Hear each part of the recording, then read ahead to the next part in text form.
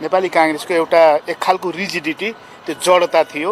हाम्रा विगत लामो समयदेखि हामीले उठाएका मागहरू उप उहाँहरूको कुनै गम्भीरता, त्यसमा कुनै त्यो सम्बोधन गर्ने खालको कुरा थिएन। त्यो नभए पछाडि हामीले आजको अब हाम्रो माग यथावत छ। यसरी त संवाद हुँदैन, यसरी सहमति हुँदैन भने पछाडि आज सदन चल्ने अवस्था रहेन।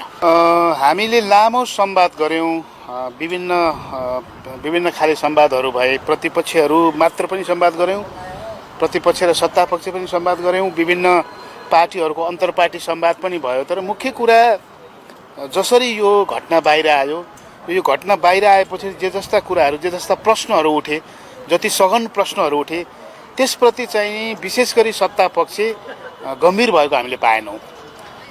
वार्तामा बस्दाखेरि, संवाद गर्दाखेरि नेगोसिएसन भन्ने हुन्छ।